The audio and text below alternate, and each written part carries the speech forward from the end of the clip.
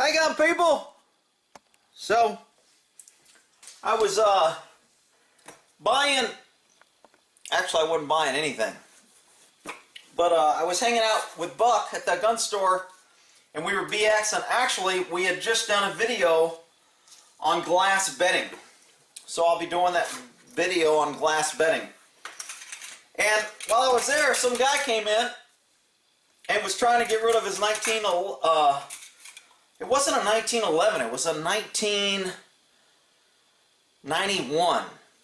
And I wasn't even familiar. It was a Colt, so it was a nice, it was a nice 1911, pretty good shape. And so Buck looked it up, found out what it was worth, made him his offer, and he had all these mags. And Buck was like, hey, I can buy these mags new for, whatever, $9-10. So he says, I really don't have a need for these, and I can't really offer you much. And the guy, so he wanted a little bit more for these, so he ended up just selling his gun.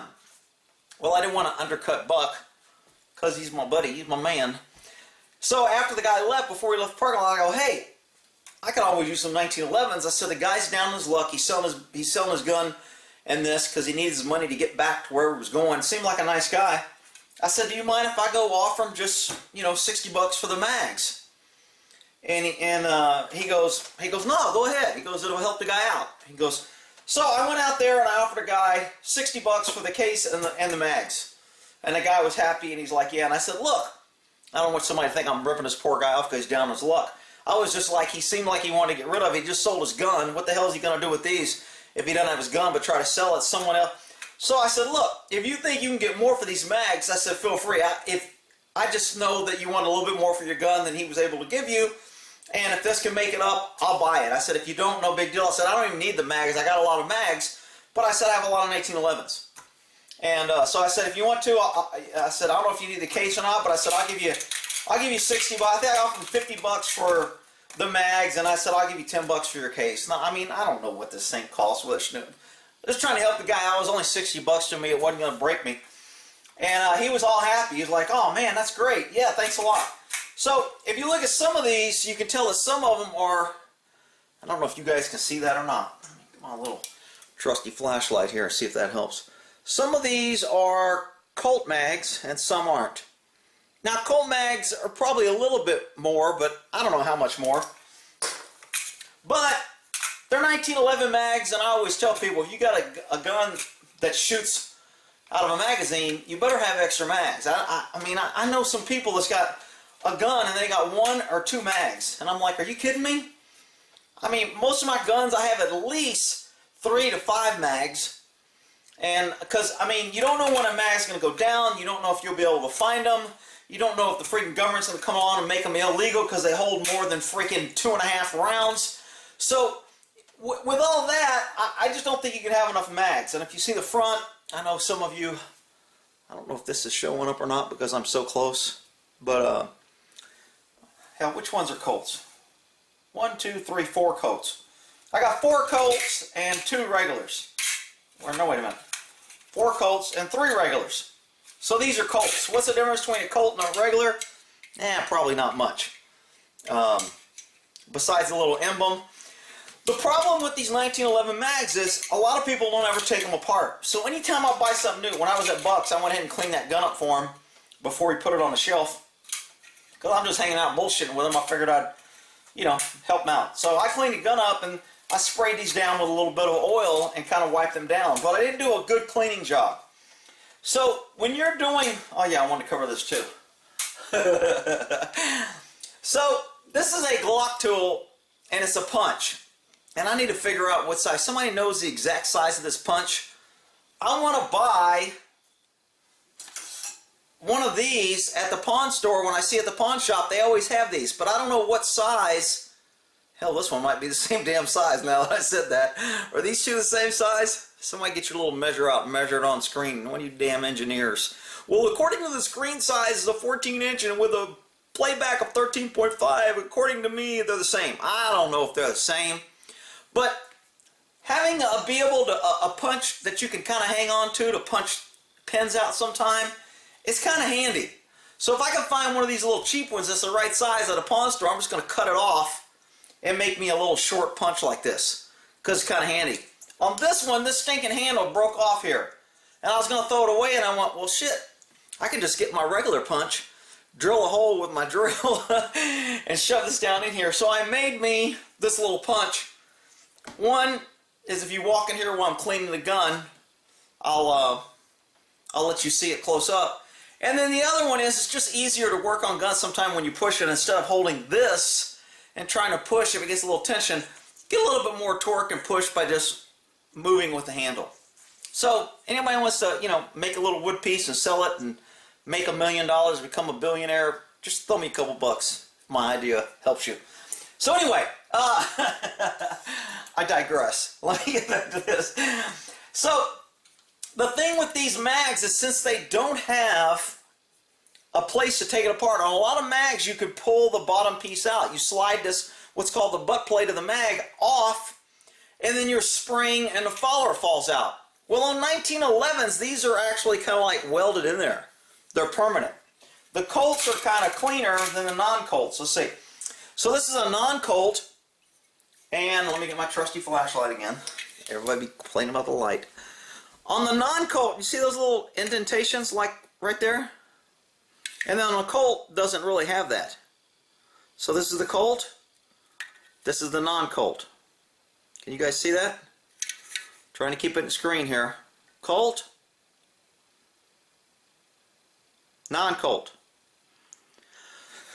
But regardless on that, the only way to get these suckers apart, and a lot of people don't do it because they're kind of a pain, is you got to compress this spring and then stick something through here. And I'm going to use my trusty little handy thing that I got here. So I need to figure out a way to push this down. I usually use something like plastic. This is what I'll clean the inside of the mag out. So I'm going to push this down to give me room. I'm going to stick this through one of these holes to hold the spring compressed. And now when I turn this upside down,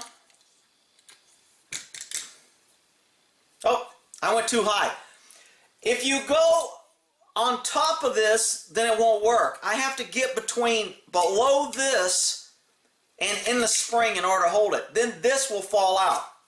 And what I did here is you can't really see. I've got my trusty flashlight here. Can you guys see down that hole there? So the pin is actually over the follower. So I went too high. So I got to stick this down in here, hold it in place, and I'm going to go down one more hole. Aha! So now I'm below that hole, and now when I turn this upside down, the follower should come out if I'm holding the spring, which did not work real well, but you can tell that the follower is now up and down instead of like this. And now I'll be able to get that out after I compress the spring again because I didn't, I think this got caught on the spring or something. The hell's going on here? Get in there. Damn. That spring's being a pain in the butt. Let me try another one. I can hear him now. This guy doesn't even know what he's doing. Shut up, you big dummies.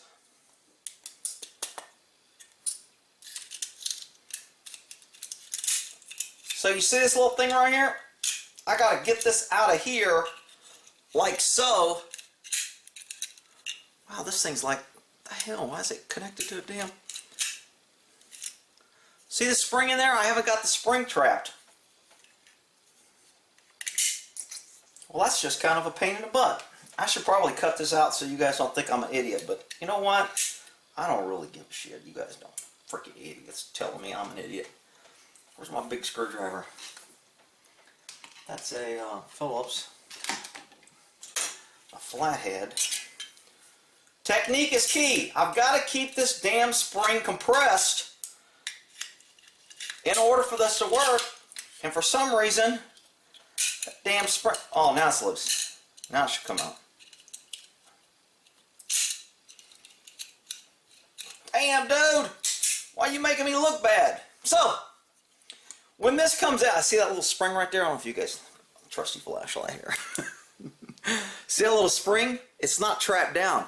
The purpose of this is to hopefully hold that spring down. And for some reason, I keep missing the damn thing. But anyway, once you get this piece out, the follower, now when I pull this out, the spring's going to come out. Then I pull the spring out, and then I can put oil down here and get this cleaned up. And since, especially when I buy these things used, man, I always pull them apart. I'll squirt a little oil. I'm almost out. I think I can get a couple more squirts out of this. I still hear something in there. I'll use my full can for the video, but I think I'm going to get some more out of that one. Alright. Yeah, this one looks kind of funny. Why is that? Chemical cleaning? That shit comes out pretty squirty. Alright. Wow. Look at all that damn oil. So,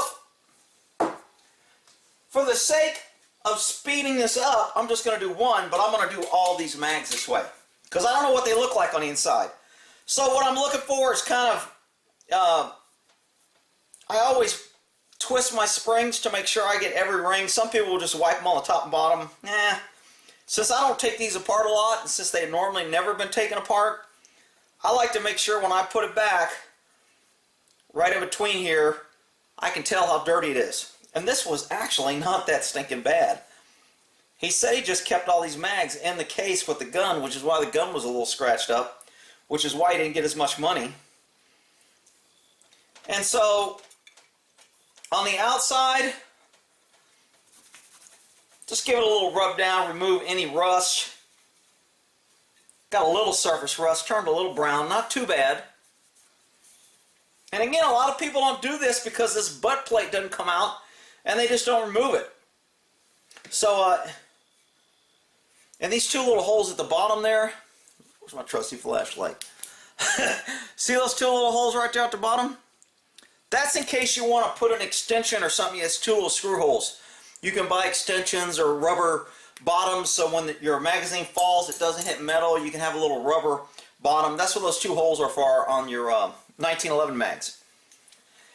And then of course I usually get a patch that I've probably already used, and then I just kind of go on the inside.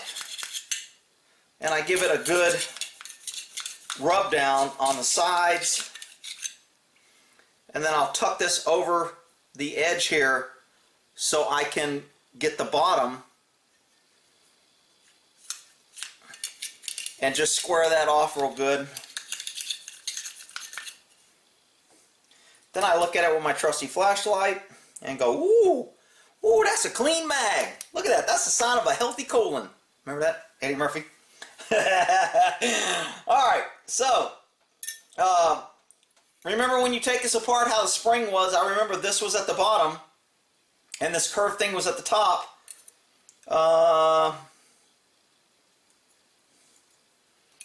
Let's see. Because the magazine goes like this, you want that spring up here. I'm not sure what it would be like if it was on the other side. Yeah, see how it's the other side? It wouldn't be, this one might be right because it would keep your spring here, but it's just one spring.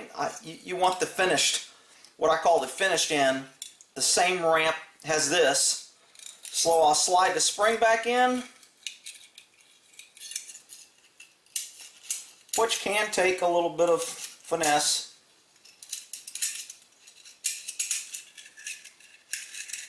And then once my spring's back in, I've got to figure out a way to get this down and slide this thing back in here. Now I'm just going to kind of push here and cheat and slide back here, and it should connect it. But if it doesn't, I just got to pull that little spring forward and let it connect it. And see, it didn't connect it. So I need to, what I'm trying to do is get this little front piece here hooked on to that right there. But I got to get it while it's down in there because the spring's got to be down. And normally, I don't have, maybe this will do it. Will that compress my spring? If I can compress the spring down enough to block it, that'll work.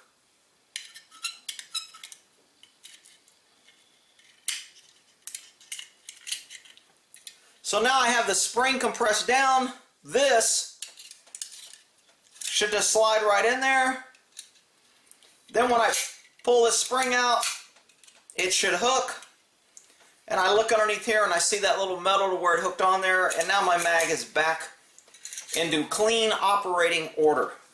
And I will do that with each one of these 2, 4, 6 other mags. I won't do it on here. And I'll post the video that I made with Buck after I get it fixed up on glass bedding. He pulled out a couple little things, accuracy, and we talked about a few things. So anyway, hey, 60 bucks for those mags, 3 or 4 Colts, and that little carrying case. The guy needed the money. I didn't need it, but I think I got a pretty good deal. I think he got a better deal than he probably would have got probably anywhere else. He definitely got a better deal than Buck was willing to pay, because Buck has to make a profit and sell these. And again, I checked with Buck before I did this. I wasn't trying to undercut him, because if he'd have told me no, don't go offering him money, I didn't want to make his business. But the guy was leaving with him, so it was like the deal was done. But anyway, it was all cool. I don't want somebody coming here, man, he tried to cut his friend out of the money when bought it in Park. That ain't the way it happened, you big dummies. All right, we'll end that there.